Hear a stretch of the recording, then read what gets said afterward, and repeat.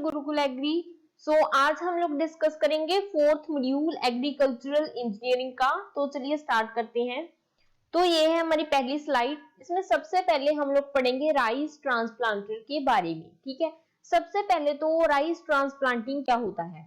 देखो, सबसे पहले एक सीड बेड प्रिपेयर किया जाता है।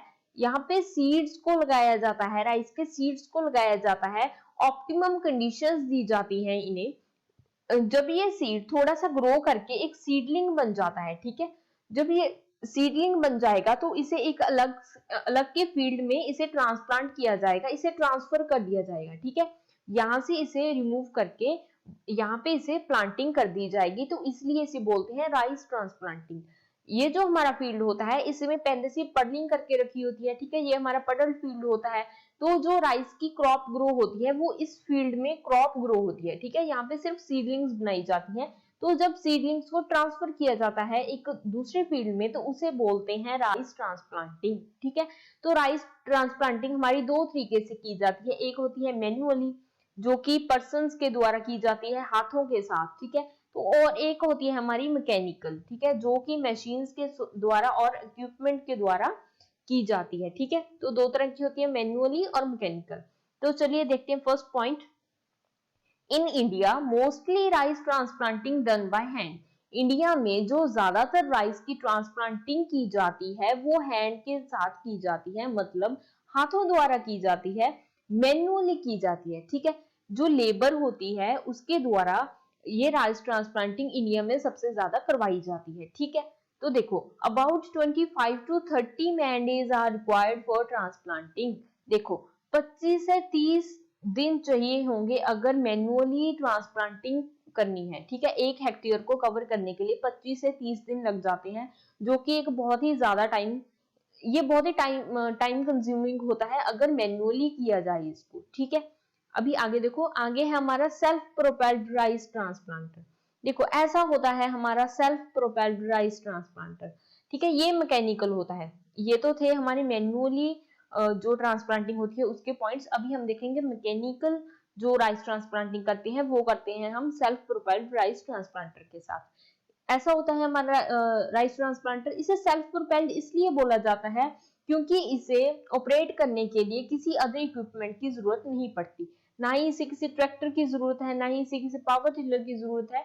ये खुद ब खुद ऑपरेट करता है। ठीक है, इसमें अपना एक इंजन लगा होता है। ठीक है, अपना एक डीजल इंजन होता है इसका। देखो इसका जो ऑपरेटर होगा वो वहां यहाँ पे बैठा होगा और इस स्टीयरिंग के साथ इसे ऑपरेट करता रहेगा। ठीक है, तो ये खुद ब खुद ऑपरेट होता है, इसलिए इसे बोलते हैं सेल्फ प्रोपेल्ड राइस ट्रांसप्लांटर। ये हमारा 8 रो है। ठीक है, 6 रो राइस ट्रांसप्लांटर भी होता है, 4 रो भी होता है, ये हमारा 8 रो है।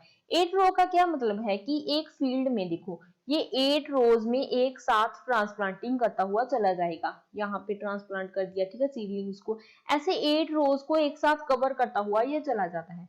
और देखो जो हमारा सेल्फ प्रोपेल्ड राइस ट्रांसप्लांटर है उसे ऑपरेट करने के लिए और अदर ऑपरेशन के लिए हमें सिर्फ 3 पर्सन चाहिए होते हैं। ठीक है, सिर्फ 3 पर्सन जो होते हैं वो इसके साथ ट्रांसप्लांटिंग कर देते हैं।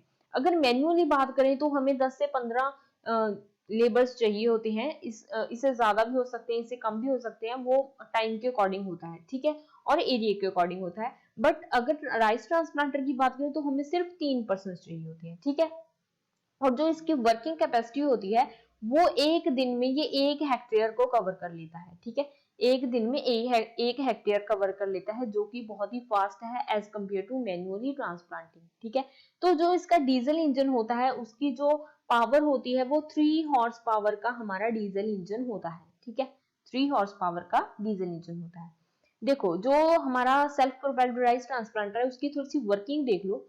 इसमें 2 ट्रेज लगी होती हैं और उसके बाद एक पिकअप होता है। ठीक है, देखो सबसे पहले इस ट्रे में सीडलिंग्स होंगी, उससे दूसरी रो में ट्रांसफर होंगी जैसे जैसे ये ऑपरेट करता जाएगा। और उसके बाद जो पिकअप्स होंगे वो यहाँ से सीडलिंग को पिक करेंगे और सॉइल में इसे सो करते हुए चले जाएंगे। ठीक है, तो ये होती है इसकी वर्किंग। जो पिकअप्स होते हैं वो मान लो एक पर्सन की जो फिंगर्स होती हैं उसके जैसी होती हैं। ठीक है, वैसे होते हैं हमारे पिकअप्स। ठीक है, तो ये इसे सो करते हुए चले जाएंगे। तो ये तो थी इसकी वर्किंग। और जो सेल्फ प्रोपेल्ड राइस ट्रांसप्लांटर है वो सबसे पहले जापान में इंट्रोड्यूस किया गया था। ठीक है, जापान में किया गया था 1960s में।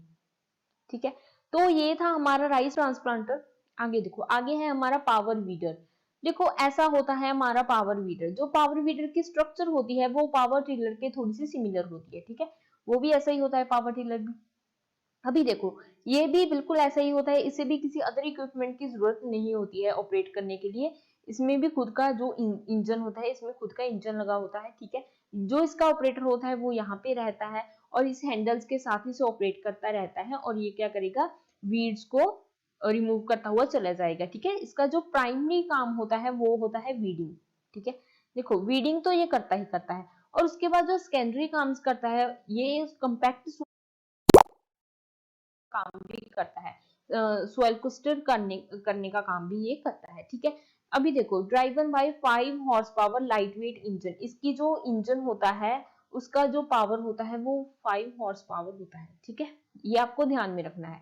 इसकी भी हॉर्स पावर आपको ध्यान रखनी है और आइस ट्रांसप्लांटर की भी आपको ध्यान में रखनी है। इसकी 3 हॉर्स पावर होती है और इसकी 5 हॉर्स पावर होती है। ठीक है, आगे देखो, इसकी जो विड्थ कवरेज होती है वो 350 mm होती है। ठीक है, ये भी पॉइंट इंपॉर्टेंट है। ठीक है, देखो विड्थ कवरेज का मतलब है कि 1 सेकेंड, देखो मान लो एक फील्ड है, इसमें वीड्स कोई यहाँ पे है, कोई यहाँ पे है, कोई यहाँ पे है, तो ये 350 mm की विड्थ को कवर करता है।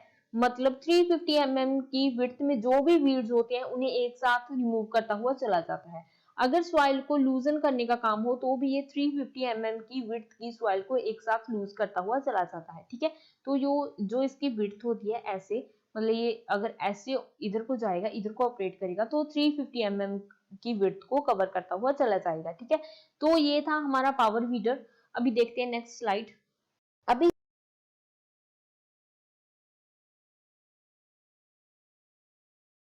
हम बात करेंगे ऑर्चर्ड स्प्रेयर की। ठीक है, सबसे पहले तो जो स्प्रेयर होता है उसका काम होता है केमिकल्स को स्प्रे करने का। ठीक है, जब केमिकल्स को स्प्रे करते हैं तो स्प्रेयर के साथ किया जाता है।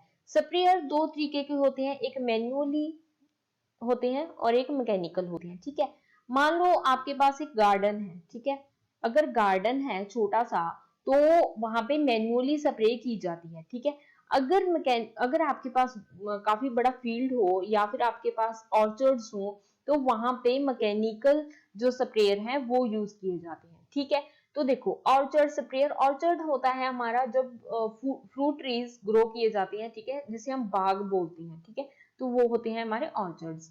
अभी देखो ट्रैक्टर माउंटेड ऑर्चर्ड स्प्रेयर, ऐसा स्प्रेयर जिसे ट्रैक्टर के साथ ऑपरेट किया जाता है। ठीक है, तो ये है हमारा ऑर्चर्ड स्प्रेयर और इसे ट्रैक्टर के साथ कनेक्ट करके यूज किया जा रहा है। ठीक है, तो देखो जब कभी हमारे फ्रूट ट्रीज होते हैं जो कि ग्रो किए जाते हैं, उनमें जब केमिकल्स को स्प्रे करना होता है तो इसे यूज किया जाता है और इससे क्या होता है, देखो ऐसे जो केमिकल्स हैं हमारे वो स्प्रे होते जाते हैं पीछे से। ठीक है, अभी देखो इसे जो ऑपरेट करने के लिए हमें 35 हॉर्स पावर का ट्रैक्टर चाहिए होगा। जो ट्रैक्टर होता है वो उसकी जो हॉर्स पावर है वो 35 हॉर्स पावर होगी। ये इंपॉर्टेंट पॉइंट है, आपको ध्यान में रखना है। ठीक है, आगे देखो, ये क्या करता है, 0.2 से 0.5 हेक्टेयर कवर कर लेता है 1 घंटे में। ठीक है, 1 घंटे में 0.5 से 0.2 हेक्टेयर कवर कर लेता है with 3 metre penetration of droplets inside plant canopy. अभी प्लांट कैनोपी क्या होती है सबसे पहले तो, ठीक है, देखो मान लो ये हमारा एक ट्री है। ठीक है, ये एक ट्री है, ये एक ट्री है। अभी देखो इसमें जो हमारे ऊपर के क्राउन्स होते हैं, ठीक है, देखो यहाँ से शेडो आती है। ठीक है, आप ऐसे याद रख लो, यहाँ से शेडो आती है। जो हमारे क्राउन्स होते हैं ऊपर वाले, ठीक है, उन्हें बोलते हैं कैनोपी। ये हमारी कैनोपी होती है। ठीक है, कैनोपी। इसमें जो नीचे के हमारे ये जो होते हैं वुड टाइप के, ठीक है, जो वुड्स होते हैं नीचे के, उन्हें हम लोग काउंट नहीं करते, सिर्फ ऊपर के जो क्राउन्स होते हैं उन्हें काउंट करते हैं और उसे बोलते हैं कैनोपी। ठीक है, तो ये जो है हमारा स्प्रेयर, ये क्या करता है, जो हमारे ऊपर की कैनोपी होती है उसमें 3 मीटर तक की ड्रॉपलेट्स की पेनिट्रेशन कर देता है। ठीक है, तो ये था हमारा ऑर्चर्ड स्प्रेयर। आगे देखिए, आगे है हमारा self propelled high clearance sprayer. देखो ये है हमारा self propelled high clearance sprayer. Self propelled मैंने आपको पहले ही बताया, इसलिए क्योंकि इसे किसी अदर इक्विपमेंट की जरूरत नहीं होती, ये खुद ब खुद ऑपरेट करता है। देखो इसका ऑपरेटर है यहाँ पे, ठीक है, जो इसे ऑपरेट कर रहा है। अभी देखो, अभी जो हमारा जो ये स्प्रेयर होता है ये फील्ड्स में यूज किया जाता है, ठीक है, ये हमेशा फील्ड्स में यूज किया जाएगा, ऑर्चर्ड्स में नहीं यूज होता, ये फील्ड्स में यूज होता है हमेशा, ठीक है। देखो इसे ये क्या करता है, suitable for spraying on tall crops like cotton. देखो जो हमारी टॉल क्रॉप्स होती हैं जैसे कि कॉटन हो गया, ठीक है, वहां पे हम इस स्प्रेयर को यूज करते हैं, क्योंकि इसकी जो नोजल्स लगी होती हैं वो काफी ऊपर होती हैं और इसके जो टायर्स होते हैं उनकी जो विड्थ होती है वो काफी कम होती है, ठीक है। तो ये ज्यादा स्पेस नहीं कवर करते, ठीक है, जब ये मूव करते हैं, ठीक है, फील्ड में, तो ज्यादा स्पेस नहीं कवर करते और इसकी जो नोजल्स होती है वो काफी ऊपर होती हैं, ठीक है, उस जो हमारी क्रॉप है उससे काफी ऊपर होती है, तो उन्हें जो जैसे कॉटन हो गया या कोई और क्रॉप होगी तो उन्हें ये कोई नुकसान नहीं पहुंचाता, ठीक है, तो ये काफी ऊपर तक होता है। आगे देखो, required 20 horse power diesel engine and boom fitted with 15 nozzles, ठीक है।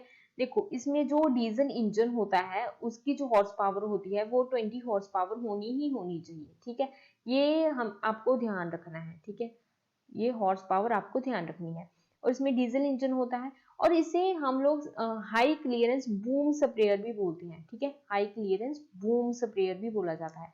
तो इसमें क्या होता है, जो नोजल्स होती हैं, ये देखो ये नोजल्स है, नोजल्स के थ्रू क्या होता है, हमारा केमिकल स्प्रे होता है, ये भी नोजल है, देखो ऐसे नोजल्स, इसमें 15 नोजल्स लगी होती हैं, ठीक है, 15 नोजल्स होती हैं इसमें। आगे देखो, इसकी जो वर्किंग कैपेसिटी होती है वो 1 घंटे में 0.20 हेक्टेयर कवर करता है, ये भी आपको ध्यान रखना है, ये भी इंपॉर्टेंट पॉइंट है, ये दोनों पॉइंट इंपॉर्टेंट है, ठीक है। तो ये था हमारा self propelled high clearance sprayer. अभी देखो ये ऑर्चर्ड स्प्रेयर होता है, ये स्पेशली ऑर्चर्ड्स के लिए होता है, क्योंकि अगर हम इसे फील्ड में यूज करेंगे तो ये तो हमारी पूरी क्रॉप ही खराब कर देगा, क्योंकि इसकी तो जो विड्थ है वो ही बहुत ज्यादा होती है, ठीक है, तो ये तो स्प्रे कर ही नहीं पाएगा। और इसे हम लोग ऑर्चर्ड्स में नहीं यूज कर सकते, क्योंकि अगर इसे यूज करेंगे तो इसकी जो हमारी नोजल्स होती हैं ये काफी बड़ी बड़ी, मतलब काफी लंबी होती है, इनकी लेंथ जो विड्थ होती है वो काफी ज्यादा होती है, तो ये तो अगर ऑर्चर्ड में ट्रीज जो होते हैं वो हमारे ऐसे पास पास होते हैं तो ये तो वहां पे ऑपरेट ही नहीं कर पाएगा, ठीक है।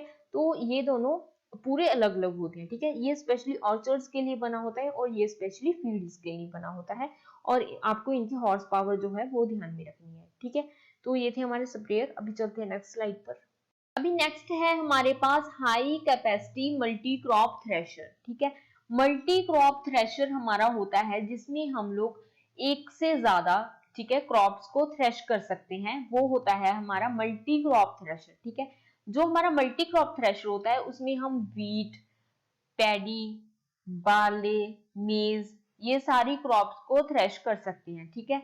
मेज हो गया हमारा, ठीक है, व्हीट, पैडी, मेज, बार्ले, काफी सारी क्रॉप्स को हम लोग थ्रेश कर सकते हैं, तो वो होता है हमारा मल्टी क्रॉप थ्रेशर, ठीक है। हमें अलग अलग थ्रेशर की जरूरत नहीं पड़ती है क्रॉप्स के लिए, एक ही जो थ्रेशर होता है वो काफी सारी क्रॉप्स को थ्रेश कर देता है, ठीक है। तो ऐसा होता है हमारा high capacity multi crop thresher, ठीक है। तो ये एक तो 50% लेबर को सेव करता है और 50% हमारी जो कॉस्ट आती है उसे सेव कर देता है ये, ठीक है। तो अगर हम इसे यूज करेंगे तो एक तो हमारी लेबर का जो खर्च होगा, ठीक है, जो कॉस्ट आएगी लेबर पे वो भी कम आएगी, और जो हमारा टाइम होगा वो भी कम वेस्ट होगा, ठीक है, तो हमारा टाइम भी सेव होगा। अभी देखो इसकी जो वर्किंग होती है, इसमें सबसे पहले तो जो हमारी क्रॉप होती है जिसमें स्टॉक्स भी होती हैं, सीड्स भी होती हैं, ठीक है, ग्रेन्स होती हैं, तो क्या होता है कि जो हमारी क्रॉप होती है उसे ऊपर से पहले इसमें डाला जाता है, ठीक है।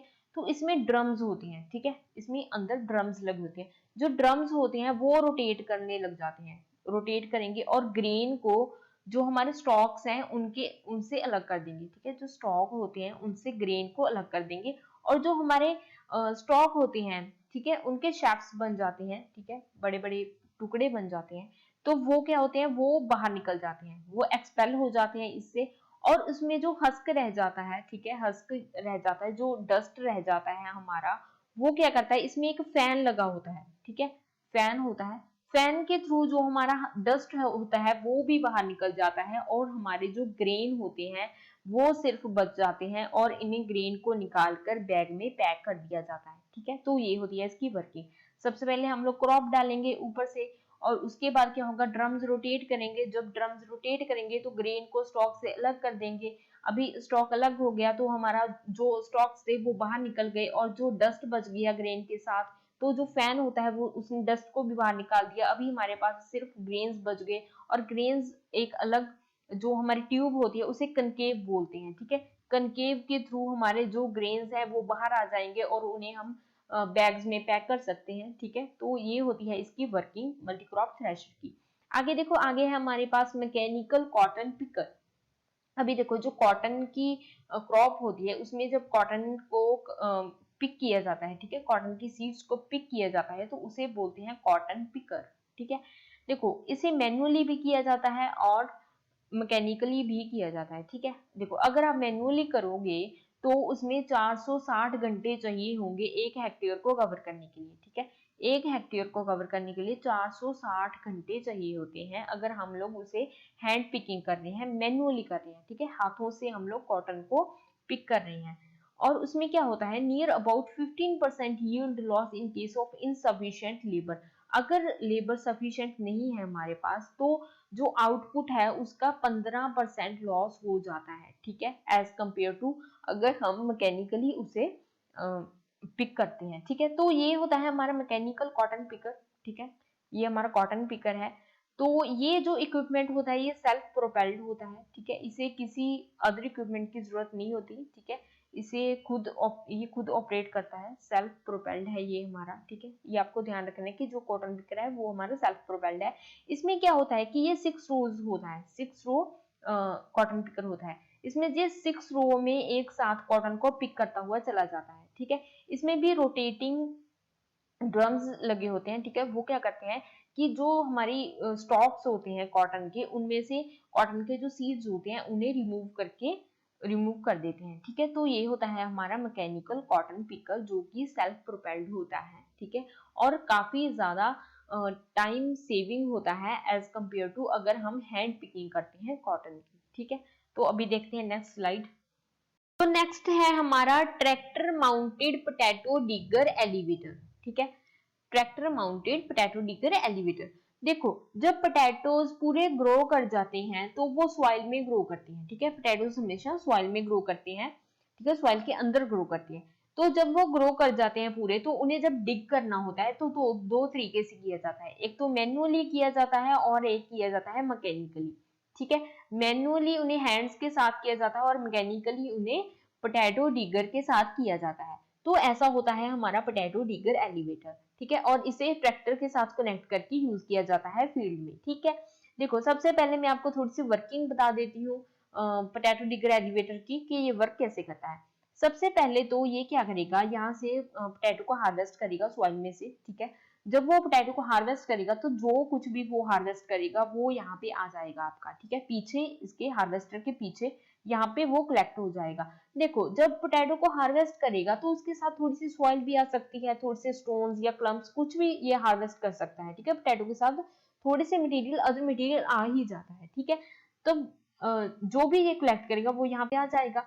जो तो सॉइल होगी, लूजन सॉइल होगी, वो तो अपने आप निकल जाएगी इसमें से, ठीक है, निकल जाएगी। बट जो क्लम्प्स होंगे या फिर स्टोन्स होंगे, ठीक है, उन्हें क्या करना होगा, यहाँ पे एक पर्सन रहता है जो कि मैन्युअली स्टोन्स या क्लम्प्स को बाहर निकाल देता है, ठीक है। और हमारे पोटैटोज बच जाते हैं यहाँ पे और पोटैटोज फिर एक पोटैटो बॉक्स में स्टोर हो जाते हैं, ठीक है। तो ये तो होती है वर्किंग पोटैटो डिगर एलिवेटर की, ठीक है। सबसे पहले पोटैटो को डिग करेगा और उसके बाद पीछे आ जाएंगे पोटैटो, वहां पे जो भी क्लम्प्स होंगे या स्टोन्स होंगे उन्हें निकाल देगा मैनुअली, ठीक है, कोई भी पर्सन। और उसके बाद जो हमारे पोटैटोज हैं वो पोटैटो बॉक्स में स्टोर हो जाएंगे, ठीक है। अभी देखो, working field capacity is about 0.15 hectare per hour. 1 घंटे में 0.15 हेक्टेयर कवर कर लेता है, ठीक है। अभी देखो, अभी जो इसकी विड्थ होती है वो एक रो में 600 mm होती है, ठीक है। 600 mm एक रो में ये कवर कर लेता है, ठीक है। तो ये होती है इसकी विड्थ। ये थे हमारे कुछ इक्विपमेंट्स, कुछ इंप्लीमेंट्स जो हम एग्रीकल्चर में यूज करते हैं। अभी हम पढ़ने वाले हैं एनर्जी के बारे में, रीन्यूएबल एनर्जी के बारे में, ठीक है। अभी देखो, सबसे पहले तो रीन्यूएबल सोर्सेज क्या होते हैं। रीन्यूएबल सोर्सेज हमारे होते हैं जो हमें नेचुरली मिलते हैं, ठीक है। नेचर से जो हमें नेचुरली सोर्सेज मिलते हैं वो सारे होते हैं रीन्यूएबल सोर्सेज, ठीक है। जैसे कि sunlight, wind, waves, tides, geothermal, ठीक है, ये सारे हमारे रीन्यूएबल सोर्सेज हैं जो कि कभी खत्म नहीं होंगे, ठीक है, जो कभी खत्म नहीं होंगे वो हमारे होते हैं रीन्यूएबल सोर्सेज, और इनके साथ कोई भी पोल्यूशन नहीं होता, ठीक है, जिन सोर्सेज से कोई पोल्यूशन नहीं होता, हमें नेचर से नेचुरली मिलते हैं, वो होते हैं रीन्यूएबल सोर्सेज। और रीन्यूएबल सोर्सेज से जो भी एनर्जी प्रोड्यूस की जाती है वो होती है हमारी रीन्यूएबल एनर्जी, ठीक है। देखो, plant matter created by process of photosynthesis is called biomass, ठीक है। देखो, जो फोटोसिंथेसिस की प्रोसेस के साथ जो भी प्लांट मैटर, ठीक है, जो भी प्लांट मैटर क्रिएट होता है वो बायोमास होता है। बायोमास एक रिन्यूएबल सोर्स है, ठीक है। देखो, बायोमास हमारा एनिमल मटेरियल भी हो सकता है और प्लांट मटेरियल भी होता है।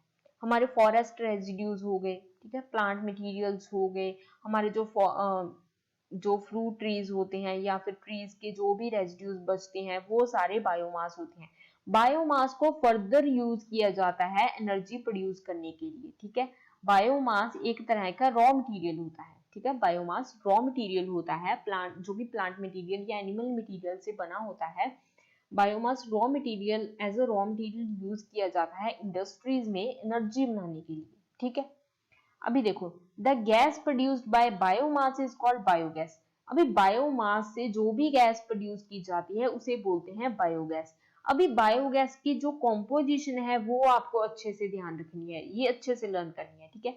इसमें मीथेन होता है और कार्बन डाइऑक्साइड होता है। जो मीथेन होता है उसका जो परसेंटेज होता है वो होता है 45 to 70%, और कार्बन डाइऑक्साइड का जो परसेंटेज होता है वो होता है 25 to 30%, ठीक है। ये आपको अच्छे से लर्न करना है। और उसके बाद इसमें हाइड्रोजन और नाइट्रोजन भी होता है, ठीक है, हाइड्रोजन और नाइट्रोजन भी पाया जाता है, बट इनका जो अमाउंट होता है वो बहुत ही कम होता है, ठीक है, अबाउट 0 पॉइंट समथिंग इनकी परसेंटेज होती है, जो कि इंपॉर्टेंट नहीं है, बट आप कॉम्पोजिशन में याद कर लेना कि मीथेन, कार्बन डाइऑक्साइड, हाइड्रोजन और नाइट्रोजन, बट जो परसेंटेज याद रखनी है आपको वो आपको मीथेन और कार्बन डाइऑक्साइड की याद रखनी है। मीथेन की 45 to 70% और कार्बन डाइऑक्साइड की 25 to 30%, ठीक है। तो ये थी हमारी रिन्यूएबल एनर्जी। अभी चलते हैं नेक्स्ट स्लाइड पर। अभी नेक्स्ट हम डिस्कस करेंगे बायोगैस प्लांट के बारे में, ठीक है। सबसे पहले हम लोग बायोगैस प्लांट की थोड़ी सी हिस्ट्री डिस्कस करेंगे और उसके बाद उसकी वर्किंग देखेंगे। सबसे पहले तो देखो, first point, in 1937 Shri SV Desai of Indian Agriculture Research Institute was a pioneer man who worked on biogas.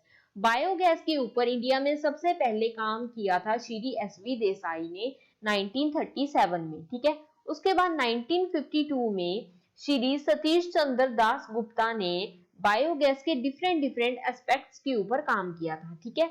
उसके बाद 1964 में प्रोफेसर एनवी जोशी थे इंडियन एग्रीकल्चर रिसर्च इंस्टीट्यूट के, इनका भी बहुत बड़ा हाथ था बायोगैस प्लांट को एस्टेब्लिश करने में, ठीक है। 1962 में khadi and village industries commission था जो उन्होंने बायोगैस के ऊपर प्रोजेक्ट स्टार्ट किया था। अगर आपसे पूछा जाए कि वो कौन सा कमीशन था जिन्होंने बायोगैस के ऊपर सबसे पहला प्रोजेक्ट स्टार्ट किया था, तो वो था khadi and village industries commission, और 1962 इसका ईयर था जब ये स्टार्ट किया गया था, ठीक है।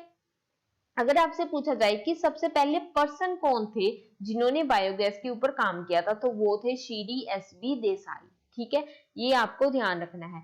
अगर आपसे पूछा जाए कि बायोगैस के फादर कौन है, ठीक है, तो इंडिया में बायोगैस के फादर हैं जे जे पटेल, ठीक है, जे जे पटेल, ये नाम आपको ध्यान रखना है, ठीक है। ये दो नाम बहुत इंपॉर्टेंट है, श्री एसवी देसाई और जे जे पटेल, ठीक है।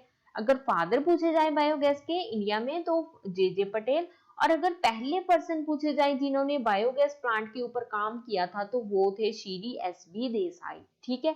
अभी देखो, और एक ये कमीशन याद रखना है आपको, khadi and village industries commission, ठीक है। देखो, अभी देखो बायोगैस प्लांट की थोड़ी सी वर्किंग देखेंगे हम, ठीक है। जिस प्लांट से बायोगैस प्रोड्यूस होती है उसे बायोगैस प्लांट बोलते हैं। इसमें सबसे पहले क्या होता है, एक मिक्सिंग टैंक है, ठीक है। मिक्सिंग टैंक में जो भी ऑर्गेनिक प्रोडक्ट्स होते हैं, ठीक है, जो भी ऑर्गेनिक प्रोडक्ट्स होंगे, चाहे वो फैट्स हो गए या आपके स्लजेस हो गए, ठीक है, आपके जो भी प्लांट रेजिड्यूज होंगे जैसे कॉर्न हो गया, बीट्स हो गए, ठीक है, या फिर डंग हो गया, ठीक है, जो भी काउ डंग होता है, ठीक है, वो सारे मन्योर्स हो गए, ये सारे आपके क्या होते हैं, मिक्सिंग टैंक में मिक्स करके ऐड कर दिए जाते हैं, ठीक है। और इनलेट पाइप के थ्रू ये टैंक में पहुंच जाते हैं, ठीक है। अभी टैंक में आ गए ये, ठीक है। अभी क्या होगा, अभी इसमें फर्मेंटर होता है, ठीक है। जो फर्मेंटर होता है उसमें जो टेम्परेचर होता है वो 38 टू 40 डिग्री सेल्सियस इसका टेम्परेचर होता है। 38 टू 40 डिग्री सेल्सियस टेम्परेचर पे इसमें जो भी माइक्रो ऑर्गेनिजम्स होंगे, ठीक है, जो भी माइक्रो ऑर्गेनिजम्स प्रोड्यूस हो जाएंगे वहां पे, वो क्या करेंगे, इसे फर्मेंट कर देंगे। जो भी मटेरियल हमने ऐड किया है इसको फर्मेंट कर देंगे, ठीक है। फर्मेंट करने के बाद जो भी हमारे पास गैस प्रोड्यूस होगी वो हमारी होगी बायोगैस, जिसमें कि मीथेन इसका एक सबसे इंपॉर्टेंट कॉन्स्टिट्यूएंट होगा, ठीक है। तो बायोगैस प्रोड्यूस होगी।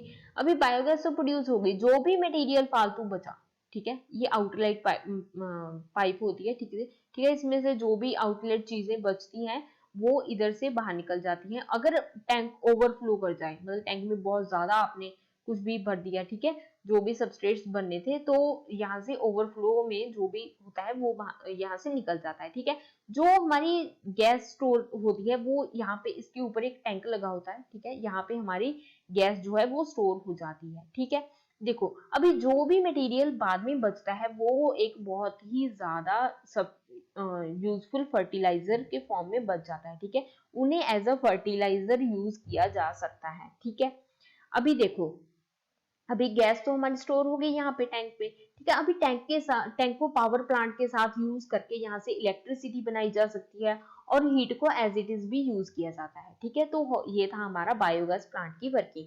सबसे पहले क्या होगा, मिक्सिंग टैंक में जो भी सबस्ट्रेट्स होंगे, चाहे वो फैट्स हो गए, ग्रास हो गए, कॉर्न्स हो गया, काउ डंग हो गया, ठीक है, ये सब मन्योर्स वगैरह ऐड करके इसमें डाल दिए जाते हैं। इसमें माइक्रो ऑर्गेनिजम्स प्रोड्यूस होंगे और फर्मेंटर का जो टेम्परेचर होता है वो 38 टू 40 डिग्री सेल्सियस होता है। और इसमें एक बात और, इसमें लाइट और ऑक्सीजन नहीं होती यहाँ पे, ठीक है। लाइट और ऑक्सीजन की एक्सक्लूजन में ये काम होता है, ये आपको ध्यान रखना है, ठीक है। लाइट और ऑक्सीजन बिल्कुल नहीं होंगे जब फर्मेंटेशन होगा, ठीक है। 38 टू 40 डिग्री सेल्सियस पे माइक्रो ऑर्गेनिज्म जो हैं वो इन सबस्ट्रेट्स को फर्मेंट कर देंगे और यहाँ से बायोगैस निकलेगी। जो बायोगैस निकलेगी वो इस प्लांट में स्टोर कर दी जाएगी और जो भी हमारा मटेरियल बचेगा उसे एज अ फर्टिलाइजर यूज किया जाता है, ठीक है। अभी हमारे जो बायोगैस प्लांट है वो दो तरह के होते हैं, एक होते हैं डाइजेस्टर और एक होते हैं गैस होल्डर। अभी चलते हैं नेक्स्ट स्लाइड पर। अभी देखो टू टाइप्स का है हमारा बायोगैस प्लांट। सबसे पहले पढ़ते हैं डाइजेस्टर के बारे में, ठीक है। देखो, below the ground level it is made of masonry and having animal waste in form of slurry. सबसे पहले तो जो डाइजेस्टर होता है वो ग्राउंड लेवल के नीचे बनाया जाता है, ठीक है। जो भी ग्राउंड लेवल होगा उसके नीचे इसे डिग करके वहां पे बनाया जाता है और ये स्टोन्स और ब्रिक्स के साथ बनाया जाता है, ठीक है। स्टोन्स और ब्रिक्स के साथ इसे बनाया जाता है और इसमें जो एनिमल वेस्ट ऐड किया जाता है वो स्लरी की फॉर्म में ऐड किया जाता है, ठीक है। मतलब जो भी एनिमल डंग होगा, ठीक है, उसमें जब वाटर ऐड कर देंगे तो वो स्लरी बन जाएगा, ठीक है। तो स्लरी की फॉर्म में ऐड किया जाता है इसमें एनिमल वेस्ट। और इसका जो डायामीटर होता है वो 1.2 से लेके 6 मीटर तक होता है और जो डेप्थ होती है, मतलब ग्राउंड लेवल के नीचे जो भी डेप्थ होगी वो 3 से 6 मीटर तक की होगी। अभी देखते हैं इसकी वर्किंग। इसकी वर्किंग तो सिमिलर ही होती है बायोगैस प्लांट के जैसी, पर फिर भी देखते हैं एक बार। सबसे पहले आपका मिक्सिंग टैंक होता है, ठीक है। मिक्सिंग टैंक है, इसमें जो स्लरी है, ठीक है, मतलब कैटल डंग ऐड किया गया है वाटर के साथ, ठीक है, उसे ऐड कर दिया गया। और उसके बाद देखो ये अपना ग्राउंड लेवल है। सबसे पहले तो ये देखो, ये अपना ग्राउंड लेवल है, ठीक है। ग्राउंड लेवल के नीचे है इसकी पूरी कंस्ट्रक्शन, ठीक है। और इसकी जो डेप्थ होगी वो 3 से 6 मीटर तक होगी नीचे तक और इसका जो डायमीटर होगा ऐसे वो 1.2 से 6 मीटर तक का होगा, ठीक है। सबसे पहले तो इसमें स्लरी ऐड कीगी, ठीक है। स्लरी ऐड करने के बाद वो पहले यहाँ से आ गई, ठीक है, यहाँ पे आ गई और उसके बाद ये है हमारा डाइजेस्टर टैंक, ठीक है। डाइजेस्टर टैंक है ये हमारा। और यहाँ पे क्या होगा, जो भी हमारी स्लरी है उसकी फर्मेंटेशन होगी, ठीक है। एक टेम्परेचर पर 38 टू 40 डिग्री सेल्सियस पे यहाँ पे जो माइक्रो ऑर्गेनिजम्स हैं वो इसकी फर्मेंटेशन करेंगे, ठीक है। अभी जो भी हमने वेस्ट डाला उसकी फर्मेंटेशन होगी। फर्मेंटेशन होने के बाद जो भी बायोगैस प्रोड्यूस हुई वो यहाँ से निकल के आउटलेट के थ्रू बाहर निकल गई, ठीक है, यहाँ पे गैस वाल्व लगे हुए हैं और जो भी बायोगैस थी वो इधर से निकल गई और जो भी अभी एनिमल वेस्ट बचा, ठीक है, जो भी एनिमल वेस्ट बचा, जो भी हमारी स्लरी बची है वो यहाँ पे कलेक्ट हो जाएगी, ठीक है, और जो भी मतलब बचा खुचा रह जाएगा, रेसिड्यू रह जाएगा, वो एक हमारा एज अ फर्टिलाइजर यूज होगा, ठीक है, एज अ फर्टिलाइजर हम उसे यूज कर सकते हैं, ठीक है। अगर टैंक ओवरफ्लो हो तो यहाँ से आउटलेट के थ्रू भी निकल जाता है। अभी देखो जो भी बायोगैस यहाँ से निकली है उसे या तो हम लोग इलेक्ट्रिसिटी बनाने के लिए प्रोड्यूस कर सकते, इलेक्ट्रिसिटी प्रोड्यूस करने के लिए यूज कर सकते हैं और या फिर हीट को एज इट इज यूज कर सकते हैं, ठीक है। तो ये था हमारा डाइजेस्टर बायोगैस प्लांट, ठीक है। अभी चलते हैं नेक्स्ट स्लाइड पर। अभी सेकेंड टाइप है हमारी गैस होल्डर, ठीक है। देखो गैस होल्डर, इसमें इसका नाम गैस होल्डर इसलिए है क्योंकि इसके ऊपर एक प्रॉपर गैस होल्डर लगा होता है, ठीक है। देखो यहाँ पे बायोगैस कलेक्ट होगी, ठीक है, जो हमने पीछे पढ़ा था। अभी ये देखो इसमें कोई भी यहाँ पे बायोगैस कलेक्ट करने के लिए कुछ था नहीं हमारे पास, ठीक है, इसलिए इसका नाम डाइजेस्टर पड़ा और इसका नाम गैस होल्डर इसलिए पड़ा क्योंकि यहाँ पे बायोगैस कलेक्ट करने के लिए एक प्रॉपर हमारा होता है, एक प्रॉपर ड्रम सा बना होता है हमारा, ठीक है। देखो जो हमारा गैस होल्डर होता है वो स्टील शीट के साथ बना होता है, स्टील के साथ बना होता है, ठीक है। इसकी जो विड्थ होती है वो काफी होती है ताकि इसमें जो रस्टिंग है वो ना हो, ठीक है, तो इसलिए इसे स्टील से बनाया जाता है, ठीक है। और इसमें 55% मीथेन होती है और 45% कार्बन डाइऑक्साइड प्रोड्यूस होती है जो बायोगैस में निकलती है, ठीक है। इसके साथ इसमें हाइड्रोजन नाइट्रोजन भी निकलते हैं, ठीक है, और हाइड्रोजन सल्फाइड भी निकलता है जो कि बहुत ही हार्मफुल होता है। उसके बाद देखो उसमें जो एसिड फॉर्मर्स होते हैं वो बैक्टीरिया होते हैं, ठीक है, जो भी यहाँ पे एसिड को फॉर्म करेंगे या फिर फर्मेंटेशन करेंगे वो बैक्टीरिया की फॉर्म में होती है। अभी इसकी वर्किंग देख लो। पहले स्लरी को, जो कैटल डंग और वाटर है उसमें उसे ऐड किया गया एक मिक्सिंग टैंक में, ठीक है। अभी वो आगे चला गया, मतलब इनलेट टैंक में आ गया, ठीक है। यहाँ पे इसकी पूरी फर्मेंटेशन होगी, ठीक है। पहले इधर डाइजेस्ट होगा और डाइजेस्ट करने के बाद जो पार्टीशन वॉल्व है उसके साथ ये इधर चला जाएगा, ठीक है। यहाँ पे इसकी फर्मेंटेशन हो जाएगी 38 टू 40 डिग्री सेल्सियस पे और बायोगैस जो भी प्रोड्यूस होगी वो इस टैंक में कलेक्ट हो जाएगी, ठीक है। अभी कलेक्ट होगी इस बायोगैस टैंक में, उसके बाद जो भी वेस्ट बचा वो इधर आ गया और यहाँ से निकलकर जो हमारी स्लरी बच गई वो यहाँ पे हमारी आ जाएगी और उसे हम एज अ फर्टिलाइजर यूज कर सकते हैं, ठीक है।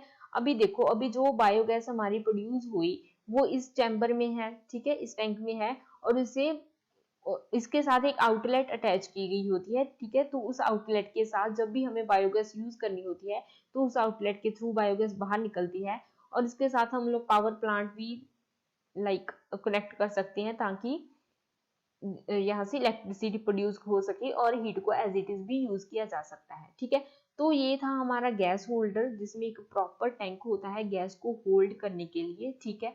तो इसलिए इसका नाम पड़ा गैस होल्डर। वैसे इनकी कंस्ट्रक्शन सेम ही होती है, ग्राउंड लेवल की नीचे होती है और ब्रिक्स और स्टोन्स के साथ बना होता है, बट उसके साथ जो हमारा डाइजेस्टर था इसके साथ प्रॉपर हमारा नहीं होता, ठीक है, मतलब कोई भी चैम्बर या टैंक नहीं होता। अभी चलते हैं नेक्स्ट स्लाइड पर।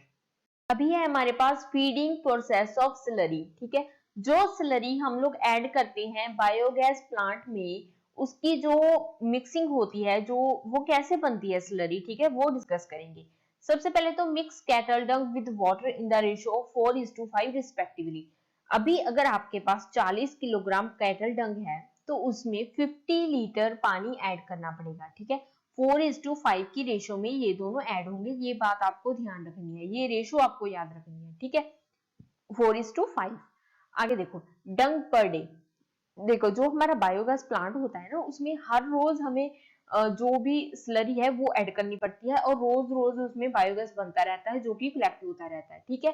तो हर रोज उसमें डे टू डे जो भी डंग होता है वो उसमें ऐड करना पड़ता है, ठीक है। बफेलो का 15 किलोग्राम पर डे, एक दिन में 15 किलोग्राम, और जो अगर काऊ और बुलक है तो उनका 10 किलोग्राम, अगर काफ है तो 5 किलोग्राम एक दिन में, ठीक है। तो ये जो है ये भी आपको ध्यान रखनी है कि एक दिन में कितना किलोग्राम किस एनिमल का ऐड करना पड़ेगा हमें हमारे बायोगैस प्लांट में, ठीक है। तो ये थी हमारी स्लरी की प्रोसेस। अभी चलते हैं नेक्स्ट स्लाइड पर। अभी नेक्स्ट है हमारे पास गैस प्लांट कैपेसिटी, ठीक है। जो हमारा बायोगैस प्लांट है उसकी कैपेसिटी डिस्कस करेंगे। सबसे पहला point, size vary from 2 cubic metre to 150 cubic metre. जो बायोगैस का प्लांट होता है वो वेरी करता है, ठीक है, size to size according to animals, ठीक है, कितने एनिमल्स हैं उनके अकॉर्डिंग, क्योंकि उसमें जो प्रोडक्शन होगा गैस का वो डंग के अकॉर्डिंग होगा, ठीक है, कि डंग की क्वांटिटी कितनी है उसके अकॉर्डिंग बायोगैस का प्रोडक्शन होगा। तो जितने एनिमल्स होंगे उतनी डंग की क्वांटिटी होगी, तो उसके अकॉर्डिंग बायोगैस प्लांट का साइज भी वेरी करता है, ठीक है, 2 क्यूबिक मीटर से 150 क्यूबिक मीटर तक वेरी करता है। अगर 2 क्यूबिक मीटर का प्लांट हो तो उसमें 2 से 3 एनिमल्स चाहिए, ठीक है, अगर 2 से 3 एनिमल्स हो तो 2 क्यूबिक मीटर का प्लांट भी चल जाता है, ठीक है। आगे तो गैस प्रोडक्शन 0.037 मीटर क्यूब पर किलोग्राम ऑफ वेट डंग। अगर जो डंग है हमारे पास वो वेट है, ठीक है, उसमें पानी ऐड है, तो जो गैस का प्रोडक्शन होगा 1 किलोग्राम डंग में से 0.037 मीटर क्यूब हमारी गैस प्रोड्यूस हो जाएगी 1 किलोग्राम में से, ठीक है। आगे देखो 0.127 मीटर क्यूब गैस रिक्वायर्ड पर person per day for cooking purpose, ठीक है, अगर एक पर्सन है उसने एक दिन में अपनी कुकिंग करनी है पूरे दिन की, तो उसे पूरे दिन के लिए 0.127 मीटर क्यूब गैस चाहिए होगी, ठीक है, एक दिन के लिए, ठीक है, और 1 किलोग्राम से कितना निकलता है 0.037 मीटर क्यूब निकलता है, ठीक है। आगे देखो for lighting purpose 0.127 metre cube gas per lamp of 100 candle power may be required, ठीक है। देखो अगर लाइटिंग के लिए हमें गैस यूज करनी है, ठीक है, लाइटिंग के लिए अगर हमें 100 कैंडल पावर चाहिए, ठीक है, मतलब 100 मोमबत्तियां जगी हुई हैं, ठीक है, उनके अकॉर्डिंग अगर हमें पावर चाहिए तो हमें 0.127 मीटर क्यूब की गैस चाहिए होगी, ठीक है, लैंप को लगाने के लिए, लैंप में लाइट प्रोड्यूस करने के लिए, ठीक है। आगे देखिए for motive power 0.425 metre cube gas per horse power per are required. अगर हमें जो है गैस मैकेनिकली इक्विपमेंट में यूज करनी है, ठीक है, मैकेनिकली अगर हम गैस को यूज करना चाहते हैं तो हमें 1 घंटे उस इक्विपमेंट को ऑपरेट करने के लिए, ठीक है, 0.425 मीटर गैस चाहिए होगी 1 हॉर्स पावर का अगर हमारे पास इक्विपमेंट है, ठीक है। अगर 1 हॉर्स पावर का इक्विपमेंट है उसे 1 घंटे के लिए ऑपरेट करना है तो हमें 0.425 मीटर क्यूब गैस चाहिए होगी, ठीक है। अभी नेक्स्ट दोबारा से एक बार इन पॉइंट्स को अच्छे से देख लो, ठीक है, क्योंकि ये थोड़े से आपको कंफ्यूज कर सकते हैं अगर एग्जाम में पूछेंगे, ठीक है। ये तो देखो साइज की पहले बात की है कि 2 क्यूबिक मीटर से 150 क्यूबिक मीटर तक वेरी कर सकता है।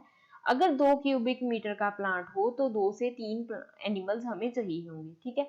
अगर देखो मान लो आपके पास 10 क्यूबिक मीटर का आपको प्लांट पूछ लिया जाए कि 10 क्यूबिक मीटर के प्लांट के लिए हमें कितने एनिमल्स चाहिए होंगे, तो इसका 5 टाइम्स तो इसका भी 5 टाइम्स हो जाएगा, हमें 10 से 15 एनिमल्स चाहिए होंगे, ठीक है, तो आपको ये ध्यान रखना है, ठीक है। आगे देखो अगर वेट डंग हो हमारे पास और 1 किलो में से कितना गैस प्रोड्यूस हो सकता है, तो 0.037 मीटर क्यूब, और अगर एक पर्सन को एक दिन के लिए कुकिंग करनी है तो उसे कितनी गैस चाहिए होगी 0.127 मीटर क्यूब, अगर लाइटिंग करनी है तो उसके लिए भी 0.127 मीटर क्यूब, ठीक है। अगर मैकेनिकली उस पावर को, उस हीट को, जो भी हमारे पास बायोगैस बनी है उसे यूज करना चाहते हैं तो 0.425 मीटर क्यूब गैस हमें चाहिए होगी, ठीक है। अभी चलते हैं नेक्स्ट स्लाइड पर। अभी नेक्स्ट पॉइंट देखो, in diesel engine it is necessary to feed 15 to 20% of fuel with gas in engine.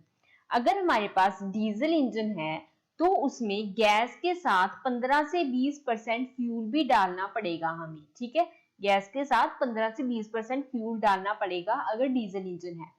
और हमें 1 घंटे में अगर 1 हॉर्स पावर का हमारे पास इंजन है तो उसमें 425 लीटर गैस की रिक्वायरमेंट होगी, ठीक है। देखो for a 5 HP engine 18 metre cube gas may be required for 8 hours. अगर हमारे पास 5 हॉर्स पावर का कोई भी इंजन है और उससे 8 घंटे हमने काम लेना है तो हमें 18 मीटर क्यूब गैस की रिक्वायरमेंट होगी, ठीक है।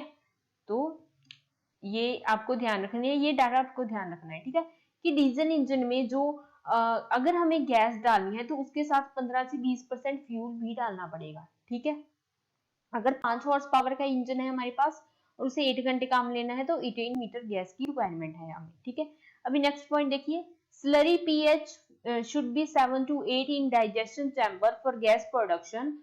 Above 8 pH bacteria may be killed. देखो, जो हम स्लरी डालते हैं, ठीक है, जो भी हमारा बायोगैस प्लांट होता है, जब उसमें हम लोग स्लरी डालते हैं तब उसकी डाइजेशन होती है, ठीक है, बैक्टीरिया जो होते हैं उसकी फर्मेंटेशन करते हैं, फिर बायोगैस प्रोड्यूस होती है, ठीक है। जो स्लरी डालते हैं उसकी जो पीएच वैल्यू है वो 7 to 8 होनी चाहिए, मतलब वो न्यूट्रल से स्लाइट बेसिक होनी चाहिए, ठीक है। अगर 8 पीएच से ज्यादा हमारी हो जाती है, अगर पीएच हमारी 8 से ज्यादा हो जाती है तो जो बैक्टीरिया है वो मर सकते हैं, ठीक है। अगर बैक्टीरिया मर जाएंगे तो उनकी डाइजेशन कौन करेगा, उनकी फर्मेंटेशन कौन करेगा, ठीक है। तो बायोगैस हमारी बन ही नहीं पाएगी। तो जो हमारी स्लरी है उसकी जो पीएच है वो 7 to 8 ही होनी चाहिए। आगे देखिए, gas production rate higher at, अगर 35 डिग्री सेल्सियस से हमारा टेम्परेचर ज्यादा होगा तो गैस प्रोडक्शन का जो रेट है वो ज्यादा होगा। मतलब अगर जो देखो, अगर मैंने आपको पहले ही बताया कि 38 टू 40 डिग्री सेल्सियस पे माइक्रो ऑर्गेनिज्म जो है वो फर्मेंटेशन करते हैं, ठीक है। अगर 38 टू 40 डिग्री सेल्सियस होगा तो माइक्रो ऑर्गेनिज्म जो है वो फर्मेंटेशन बहुत तेज करेंगे, ठीक है। तो गैस की जो प्रोडक्शन है वो उसका रेट ज्यादा होगा। Gas production rate low when temperature is less than 15 degree Celsius, अगर 15 डिग्री सेल्सियस से हमारा टेम्परेचर जो है वो कम है तो गैस प्रोडक्शन का जो रेट है वो बहुत ही स्लो होगा, बहुत ही कम रेट पे हमारी जो गैस है वो प्रोड्यूस होगी, ठीक है। अभी चलते हैं नेक्स्ट स्लाइड पर। अभी देखो, अभी हमें डिस्कस करने हैं फ्यूल्स, उनकी कैलोरीफिक वैल्यू और उनकी थर्मल एफिशिएंसी, ठीक है। देखो, ये चार्ट जो है ये आपको लर्न करना पड़ेगा, ठीक है। इसमें समझाने के लिए नहीं कुछ, बस ये लर्निंग के लिए है, ठीक है, कि किस फ्यूल की कितनी कैलोरीफिक वैल्यू है और उसकी थर्मल एफिशिएंसी कितनी है। अभी देखो, थर्मल एफिशिएंसी हमारी होती है work done to heat supplied, ठीक है। ये रेशो होता है, थर्मल एफिशिएंसी एक रेशो होता है work done to heat supplied. हमने जितनी हीट सप्लाई की एक इंजन को, उसने उसका कितना काम किया, तो वो होती है थर्मल एफिशिएंसी, ठीक है, work done to heat supplied. देखो, पहले एलपी गैस, एलपी गैस में की जो कैलोरीफिक वैल्यू होती है वो होती है 27,700 किलो कैलोरी पर मीटर क्यूब और इसकी थर्मल एफिशिएंसी होती है 60%। पेट्रोल की जो कैलोरीफिक वैल्यू है वो होती है 11,100 किलो कैलोरी पर किलोग्राम और थर्मल एफिशिएंसी 20 से 35% होती है। डीजल इंजन की जो होती है कैलोरीफिक वैल्यू डीजल की वो होती है 10,550 किलो कैलोरी पर किलोग्राम और उसकी थर्मल एफिशिएंसी 30 से 35% ज्यादा होती है। जो डीजल की थर्मल एफिशिएंसी है वो पेट्रोल से ज्यादा होती है, ठीक है। हमेशा जो डीजल की थर्मल एफिशिएंसी होगी वो पेट्रोल से ज्यादा होगी। अभी कैरोसिन की देखो, कैरोसिन की 9,600 किलो कैलोरी पर लीटर कैलोरीफिक वैल्यू है और थर्मल एफिशिएंसी है 48%। कोल की 20% और कैलोरीफिक वैल्यू 8,300 किलो कैलोरी पर किलोग्राम। चारकोल की जो कैलोरीफिक वैल्यू है वो है 7,000 किलो कैलोरी पर किलोग्राम और थर्मल एफिशिएंसी है 29%। बायोगैस की है हमारी कैलोरीफिक वैल्यू 4,500 किलो कैलोरी पर मीटर क्यूब और थर्मल एफिशिएंसी है 60%। फायरवुड की है 4,000 किलो कैलोरी पर किलोग्राम कैलोरीफिक वैल्यू और thermal efficiency 20%। Cow dung cakes की कैलोरीफिक वैल्यू है 2,130 किलो कैलोरी पर किलोग्राम और थर्मल एफिशिएंसी है 11%। अभी जो इसमें मेन फ्यूल्स हैं जैसे कि डीजल हो गया, पेट्रोल हो गया, एलपी गैस हो गया और बायोगैस हो गया, ठीक है, ये आपको ध्यान में रखने हैं, ये इंपॉर्टेंट है, ठीक है। देखो, एलपी गैस आपको ध्यान रखना है, अगर आपसे पूछा जाए कि फ्यूल्स में सबसे ज्यादा कैलोरीफिक वैल्यू किसकी होती है और सबसे ज्यादा थर्मल एफिशिएंसी किसकी होती है, तो वो होती है एलपी गैस की, ठीक है। अगर आपसे पूछा जाए कि सबसे ज्यादा फ्यूल्स में से लो कैलोरीफिक वैल्यू किसकी होती है, तो वो होती है काउ डंग केक्स की, सबसे लो होती है कैलोरीफिक वैल्यू और थर्मल एफिशिएंसी भी 11% होती है, बहुत कम होती है। देखो, थर्मल एफिशिएंसी बायोगैस की और एलपी गैस की सेम होती है और सबसे ज्यादा होती है, ठीक है। सबसे ज्यादा एलपी गैस की और बायोगैस की सबसे ज्यादा थर्मल एफिशिएंसी होती है। और अगर कैलोरीफिक वैल्यू की बात करें तो एलपी गैस की कैलोरीफिक वैल्यू सबसे ज्यादा होती है। अभी चलते हैं नेक्स्ट स्लाइड पर। अभी हम बात करेंगे विंड एनर्जी की। जो भी एनर्जी विंड से प्रोड्यूस होती है उसे हम बोलते हैं विंड एनर्जी, ठीक है। हवा से जो भी एनर्जी प्रोड्यूस करते हैं हम, जिसे हम एनर्जी को फर्दर इलेक्ट्रिसिटी बनाने के लिए यूज करते हैं, तो उस एनर्जी को बोलते हैं विंड एनर्जी, ठीक है। देखो, the minimum wind speed 10 kilometre per hour required for agricultural purpose. अगर हमें एग्रीकल्चरल पर्पस के लिए एनर्जी चाहिए, तो अगर विंड्स के साथ हम वो एनर्जी प्रोड्यूस कर रहे हैं, तो विंड की स्पीड जो उस एरिया में चाहिए वो चाहिए 10 किलोमीटर पर आवर, ठीक है। तो ये मिनिमम है, कम से कम इतनी तो चाहिए ही विंड स्पीड, ठीक है। देखो, in India wind energy mainly successful in Karnataka, Maharashtra and Gujarat. देखो, जो विंड एनर्जी है इंडिया में मोस्टली कहाँ कहाँ पे की जाती है, कर्नाटका में, महाराष्ट्र में और गुजरात में, ठीक है। ये आपको ध्यान रखना है, ठीक है। देखो, जब विंड एनर्जी प्रोड्यूस करनी होती है तो विंड मिल्स बनाए जाते हैं, ठीक है। काफी बड़ा एरिया चाहिए होता है विंड मिल बनाने के लिए, ठीक है। तो विंड मिल्स जो हैं ये वहीं सक्सेसफुल रहती हैं, उस एरिया में सक्सेसफुल रहती है जहाँ पे जो विंड है वो लगातार फ्लो करती रहती है, मतलब लगातार चलती रहती है एक अमाउंट में, ठीक है। जैसे कि wind speed 10 kilometre per hour है, इस स्पीड से वहां पे विंड चलनी ही चाहिए, ठीक है, हर टाइम चलती रहती है, तो वहां पे विंड मिल्स हैं जो वो सक्सेसफुल होती हैं। पूरे इंडिया में हर जगह पे विंड मिल हम नहीं लगा सकते, क्योंकि पूरे इंडिया में हर जगह पे विंड जो है वो एक फ्लो में मूव नहीं करती, ठीक है। कभी कभार बहुत ज्यादा विंड आ जाती है, कभी नहीं आती, ठीक है। तो कर्नाटका, महाराष्ट्र एंड गुजरात में ही सक्सेसफुली विंड मिल्स को लगाया जाता है। और इसका एक और होता है कि विंड मिल बनाने के लिए हमें एरिया बहुत ज्यादा चाहिए होता है, ठीक है। बहुत ज्यादा एरिया चाहिए होता है विंड मिल बनाने के लिए। तो इंडिया में फार्मर्स के पास पहले ही लैंड कम है, ठीक है। तो विंड मिल्स बनाने के लिए एरिया की प्रॉब्लम भी रहती है, एक तो एरिया की प्रॉब्लम होती है और एक एयर की भी प्रॉब्लम रहती है, ठीक है। तो इसलिए विंड मिल्स इंडिया में ज्यादा सक्सेसफुल नहीं है, कर्नाटका, महाराष्ट्र, गुजरात में सक्सेसफुल है, ठीक है। तो विंड मिल्स जो मैंने आपको बताया कि विंड मिल्स बनाई जाती हैं विंड एनर्जी को प्रोड्यूस करने के लिए, तो वो दो टाइप्स की होती है। एक होती है हॉरिजॉन्टल एक्सिस रोटर, एक होती है वर्टिकल एक्सिस रोटर। अभी देखते हैं ये कौन कौन सी है। देखो, सबसे पहले ये बनाने से पहले मैं आपको डायग्राम दिखा देती हूँ एक बार, ठीक है। ये हमारी हॉरिजॉन्टल एक्सिस रोटर है, ये हमारी वर्टिकल एक्सिस रोटर है, ठीक है। इसमें क्या होता है कि इसमें पहले एक बीम होगा, टावर है यहाँ पे एक, ठीक है। काफी लंबा टावर होता है, काफी लेंथ होती है इसकी, ऊंचाई, हाइट हाइट बहुत होती है, ठीक है। तो जो इस हाइट पे एक गियर बॉक्स लगा होता है, एक जनरेटर होता है, और यहाँ पे इसके ब्लेड्स लगी होंगी, ठीक है। वो ब्लेड मूव करेंगे रोटेटरी मोशन में जब विंड आएगी, ठीक है। अगर विंड इस साइड से आ रही है तो इस साइड को मूव करेंगे, अगर दूसरी साइड से आ रही है तो दूसरी साइड को मूव करेंगे, ठीक है। तो जब ये ब्लेड्स मूव करेंगे तो विंड एनर्जी प्रोड्यूस होगी और विंड एनर्जी को फर्दर हम यूज करेंगे। तो हॉरिजॉन्टल एक्सिस में तो ब्लेड्स ऐसे लगे होंगे, ठीक है, टावर के ऊपर।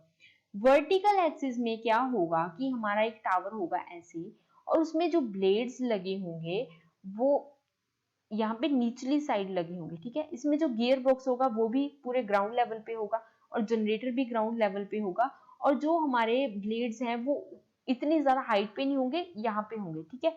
तो वर्टिकल एक्सिस में जो ब्लेड्स हैं वो ऐसे मूव करते हैं, इधर को ऐसे मूव करते हैं, ठीक है। हॉरिजॉन्टल में ऐसे मूव करेंगे, ठीक है, इधर से नीचे की तरफ, और वर्टिकल में इधर से इधर मूव करेंगे, ठीक है। तो ये इनका डिफरेंस होता है। इसमें क्या होता है, हॉरिजॉन्टल एक्सिस में एक टावर के ऊपर जनरेटर लगाया जाएगा, वहां पे गियर बॉक्स होंगे और वहां पे जो है इनके जो ब्लेड्स हैं उन्हें अटैच किया जाएगा, ठीक है। बट वर्टिकल एक्सिस में क्या होता है, जनरेटर और गियर बॉक्स नीचे होता है और यहीं पे ब्लेड्स को अटैच किया जाता है, इतनी हाइट पे ही ब्लेड्स को अटैच कर दिया जाता है और ब्लेड्स इस रोटेटरी मोशन में मूव करते हैं, ठीक है। अभी पढ़ते हैं इन दोनों के बारे में। सबसे पहले हॉरिजॉन्टल एक्सिस रोटर, ठीक है। हॉरिजॉन्टल एक्सिस रोटर कितने टाइप्स का होगा अभी हम ये पढ़ेंगे। सबसे पहले होता है मल्टी ब्लेड टाइप रोटर। ये हमारा मल्टी ब्लेड टाइप रोटर है। इसमें जो ब्लेड्स हैं वो 12 से 20 तक ब्लेड्स होते हैं, ठीक है। 12 से 20 ब्लेड्स होते हैं। जब विंड आएगी, ठीक है, तो ये क्या करेगा, ये मूव करना स्टार्ट कर देगा और इसके साथ जो भी विंड एनर्जी प्रोड्यूस होगी वो हम स्टोर कर लेते हैं और उसे फर्दर इलेक्ट्रिसिटी बनाने के लिए यूज करते हैं। उसके बाद है cell type unit. Cell type unit हमारी ऐसी होती है जिसमें कि हमारे 5 ब्लेड्स लगी होती हैं, ठीक है। तो ये है हमारा सेल टाइप यूनिट। और इसमें जो ब्लेड्स रन करते हैं वो 60 to 80 रेवोल्यूशंस ले लेते हैं 1 मिनट में। 1 मिनट में ये 60 से 80 टाइम्स मूव कर जाते हैं ब्लेड्स, ठीक है। आगे है हमारा प्रोपेलर टाइप यूनिट, ये है हमारा प्रोपेलर टाइप यूनिट। इसमें क्या होता है कि 2 से 3 ब्लेड्स ही होते हैं बस, ठीक है, 2 से 3 ब्लेड्स ही होंगे, ठीक है। यहाँ पे हमारे 3 ब्लेड्स हैं, तो ये काफी ज्यादा अमाउंट में लगाए जाते हैं, ठीक है, इनका नंबर काफी होता है, ठीक है। तो इसमें क्या होता है, ये स्पीड इनकी होती है 300 to 400 रेवोल्यूशंस पर मिनट। 1 मिनट में ये 300 से 400 बार रेवोल्यूट कर देते हैं, क्योंकि इसमें ब्लेड्स जो होते हैं वो 2-3 ही होते हैं, तो वो जल्दी जल्दी मूव करते हैं, और काफी सारे होते हैं, तो इनसे जो भी एनर्जी बनती है वो हम स्टोर कर लेते हैं, ठीक है। तो इसके लिए इसे लैंड बहुत चाहिए होती है, ठीक है, बहुत ही ज्यादा लैंड चाहिए होती है अगर विंडमिल एक अच्छे लेवल पे विंडमिल लगानी है, ठीक है। तो अभी नेक्स्ट देखो, नेक्स्ट है हमारा vertical axis rotor. Vertical axis rotor भी हमारा 2 टाइप का होता है, एक होता है सेवोनियस, एक होता है डेलियस, ठीक है। जो ये हमारा सेवोनियस है, ठीक है। सेवोनियस क्या होता है, इसके जो ब्लेड्स होती हैं वो काफी बड़े बड़े होती हैं, बड़े बड़े ब्लेड्स होने के कारण, और ये काफी एरिया कवर करते हैं, ठीक है, रिक्वायर लार्ज एरिया। इस टाइप की विंडमिल लगाने के लिए हमें काफी ज्यादा एरिया चाहिए होता है, क्योंकि इसके जो ब्लेड्स होते हैं वो बहुत बड़े होते हैं और उन्हें काफी एरिया लगता है रोटेट करने में। जो डेरियस टाइप होते हैं हमारे, वो उन्हें कम एरिया चाहिए होता है, क्योंकि इसके जो ब्लेड्स होते हैं वो काफी छोटे होते हैं, ठीक है। ब्लेड्स की लेंथ कम होने के कारण, और इसके लिए इन्हें कम एरिया चाहिए होता है। आगे देखो, both run independently of the direction of the wind, ठीक है। इंडिपेंडेंटली ये क्या करेंगे, मूव करते रहेंगे, ठीक है, जो भी विंड की डायरेक्शन होगी। अगर विंड नॉर्थ से आ रही है तो ये उस डायरेक्शन में मूव करेंगे, उस डायरेक्शन में रोटेट करेंगे, अगर साउथ से आ रही है तो उस डायरेक्शन में मूव करेंगे, ठीक है। तो ये दोनों इंडिपेंडेंटली मूव करते हैं विंड की डायरेक्शन के साथ, ठीक है। तो ये थे हमारा आज का वीडियो, थैंक यू।